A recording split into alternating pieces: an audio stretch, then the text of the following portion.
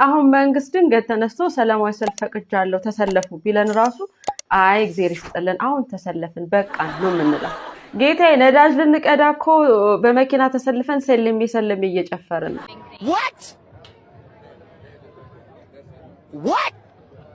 ጥያቄ ለዲያስፖራ እንዴት ነው የወጣችሁት? ማለት ወደ ውጭ የወጣችሁበት መንገድ እስቲ መንገዱን ጠቁሙ። እንግልት ምናምን ያልበዛበት ግን በቃ በህጋዊ የምንወጣበት መንገድ እስቲ ጠቁሙ። A few moments later በነገራችሁ ላይ ያለ ምንም እንግልት ህጋዊ ዶክመንት አስይዘው እዚሁ በዱቤ የሚልኩ አንድ ድርጅት አስተዋውቃችሁ። የጉዞ አማካሪ የግል ድርጅት ናቸው። 80% የዱቤ አገልግሎትን አመቻችቶልናል። ሃንጋሪ፣ ኦስትሪያ፣ ፊንላንድ ወዴት መሄድ ይፈልጋሉ? የሚፈልጉትን ሀገር በትክክለኛ የሥራ ዕድል አመቻችቶ ያውም በጥሩ ክፍያ 80% ዱቤ አዘጋጅተው ኑ ይላል።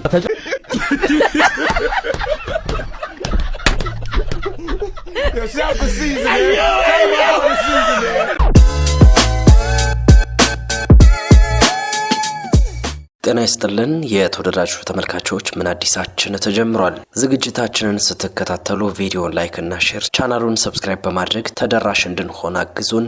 በቀጥታ ወደ ቪዲዮ። በኢትዮጵያና ኢትዮጵያዊነት ላይ ተስፋ የማልቆርጠው ለዚህ ነው። እዚህ ኮምቦልቻ አቅራቢያ በምትገኝ እርሻ ገበሬዎችን በሬያቸውን ተቀብዬው ማንነትን አያውቁም። እንግዲህ እነሱዎች እኔ አፋር ልሁን ኦሮሞ ልሁን አላውቁም። በፍቅር ተቀብለው ይው በሬያቸውን ሰጥተውኛል።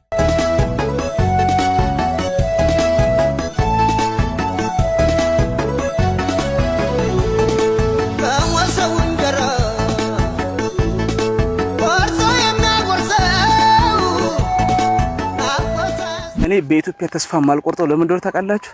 ልክ እንደዚህ ማንነትን ሳያውቁ ብሔርህን ሳያውቁ በፍቅር የሚቀበሉ ማህበረሰቦች እንዳሉ ስለማውቅ ነው። እኛ ሶሻል ሚዲያ ላይ ያሉ ሰዎችን እያየን ነው እየተካፈልን ያለነው። ኢትዮጵያ በጣም አሁንም የሆነ ማህበረሰብ ነው ያላት። መጥፎ ብሔር የላትም፣ መጥፎ ማህበረሰብ የላትም። ቡድን ነው ያላት። ኦሮሚያ ክልል ሄደህ በአማርኛ ያወራህ ማድ ይሰጠዋል። ገጠር ላይ አማራ ክልል ጎጃም ውስጥ ገብተህ ኦሮሞኛ ያወራህ ማዳቸውን አቅርበው ያሉን ያበለዋል። ግን እኛ የምናየው ተባላን የምንለው እዚህ ሶሻል ሚዲያ ላይ ያሉ ሰዎች አወቅን የምንሉ ሰዎች የምናጠፋው ጥፋት ነው። አሞዲራ አሊና አሁን ጀጅ አታደርገውም አፋርን ህዝብ በእኔ ምክንያት እኔ ባጠፋ አንድ ክፍታፋ አሞዲራ አሊ አበላሽ ተብሎና ኢትዮጵያ ሁላችንም ስላልሄድን እድሉን ስላላገኘን ነው እንጂ የሚያስጠላ ብሔር የለንም፣ የሚያስጠላ ማህበረሰብ የለም፣ ጨካኝ የሆነ ማህበረሰብ የለንም። ቡድኖች ናቸው፣ ግለሰቦች ነው ያሉ። እኔ አሁን ዛሬ እዚህ ሞፈራቸውን ቀንበራቸውን በሬያቸውን የሰጡኝ ሰዎች እኔ አፋር ልሁን አሞዲር ልሁን ቲክቶከር ልሁን አያውቁም፣ ግን በፍቅር ነው የተቀበሉ። እስኪ እናንተ በዚህ ጉዳይ ላይ የተሰማችሁን ኮሜንት ላይ አጋሩን። ጋዜጠኛ ይድነቃቸው ምን ገጠመው? ጥያቄ ለዲያስፖራ እንዴት ነው የወጣችሁት? ማለት ወደ ውጭ የወጣችሁበት መንገድ እስቲ መንገዱን ጠቁሙ። ጋዜጠኛ ይድነቃቸው በፌስቡክ ከ500,000 በላይ በቲክታክ ደግሞ ከ1 ሚሊዮን በላይ ተከታዮች ያሉት ጋዜጠኛ ነው። በተለያዩ ማህበራዊና ወቅታዊ ጉዳዮች ዙሪያ መረጃዎችን ሲሰጥ ይታወቃል። ይሁንና ይህ ግለሰብ ለዲያስፖራዎች ጥያቄ በሚል ከሀገር መውጣት እንደሚፈልግ በተማጽኖ ገልጿል። እንግልት ምናምን ያልበዛበት ግን በቃ በህጋዊ የምንወጣበት መንገድ እስቲ ጠቁሙ። ከምንም አታገናኙት፣ ግን መውጣት ፈልጌለሁ። እንዴት ነው ከሀገር የወጣችሁት? ማለት እስቲ ዝም ያለ ኑሮ የኖራችሁት እንዴት ነው? ያው ቢል አይ ነው ቢል ምናምን እንደሚያሳድ ኑሮ በሀገር እንደምናፍቅ እሱን እርሱት። አሁን ከረንትሊ የተሰማኝ ነገር ምንድነው ታውቃላችሁ? እንዴት ነው የወጣችሁት? እስቲ መንገዱን ንገሩ።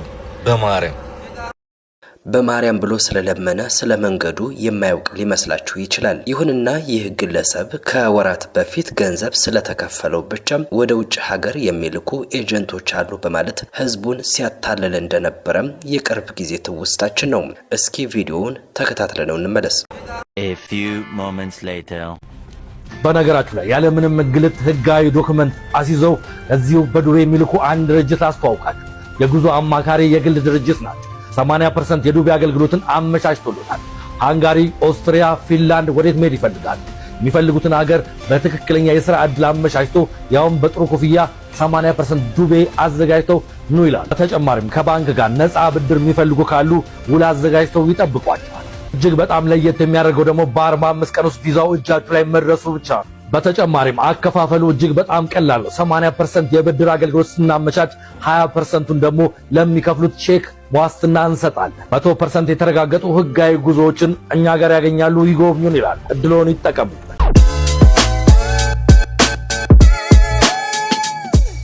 መንግስት ሰላማዊ ሰልፍ ቢፈቅድልን አንሰለፍም። አሁን መንግስት ድንገት ተነስቶ ሰላማዊ ሰልፍ ፈቅጃለሁ ተሰለፉ ቢለን ራሱ አይ እግዚአብሔር ይስጥልን አሁን ተሰለፍን በቃ ነው የምንለው። ጌታዬ ነዳጅ ልንቀዳ እኮ በመኪና ተሰልፈን ሰለሜ እየጨፈርን ነው።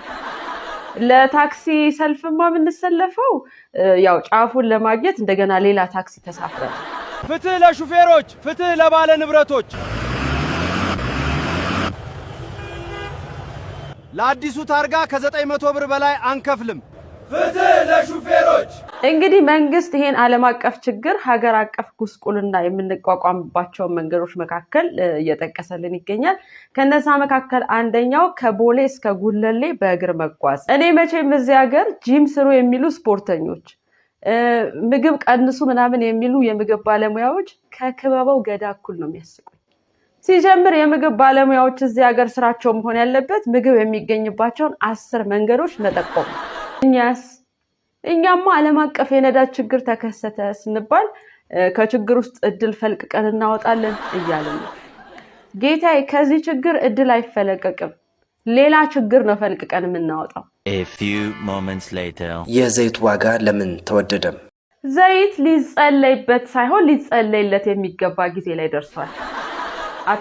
አትሳቁ የሆነን ይሄ ሳቃችን ነው እንግዲህ ለእግዚአብሔር የተሳሳተ መረጃ እየሰጠ ያለው። ዘይት 2400 ብር ገባኮ። ይሄ የምንመገበው ለምግብ የምናውለው ደግሞ ፓስተሮች የሚጸልዩበት ዘይት ማለት ነው። ያው እነሱም ዋጋውን መጨመራቸው አይቀርም፣ ምክንያቱም ያልገዙትን አይሸጡም እንዴ።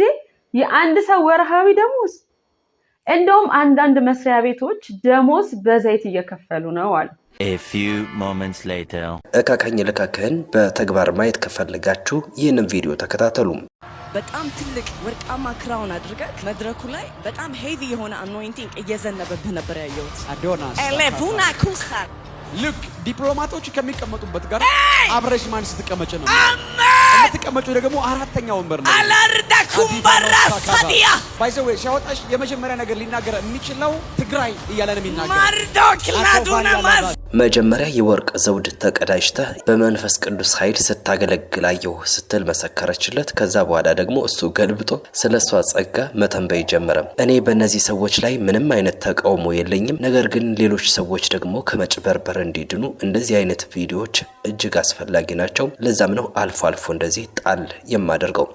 ሌላው ጉዳይ በሳውዝ አፍሪካ የሳውዝ አፍሪካ ዜጎች የሌሎች አፍሪካውያንን ከሀገራቸው እንዲወጡ አጥብቀው እየታገሉ ናቸው።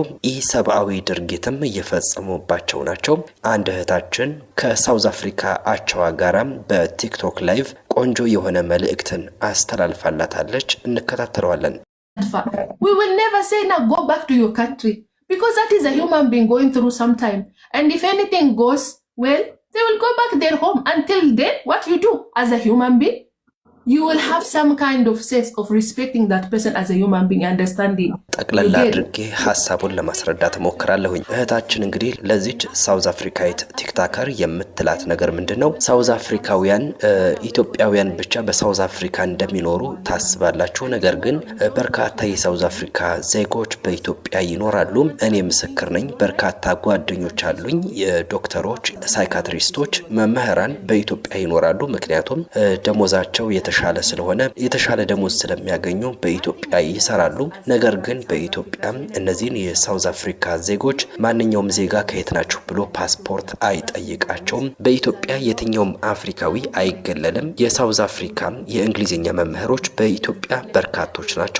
ምክንያቱም እኛ ኢትዮጵያውያን በቅኝ ግዛት ስር ስላልነበርን ሀገር በቀል ቋንቋችን ሚዛን ስለሚደፋም ከሌሎች ሀገራት የእንግሊዝኛ መምህሮችን በገፍ እናስመጣለን።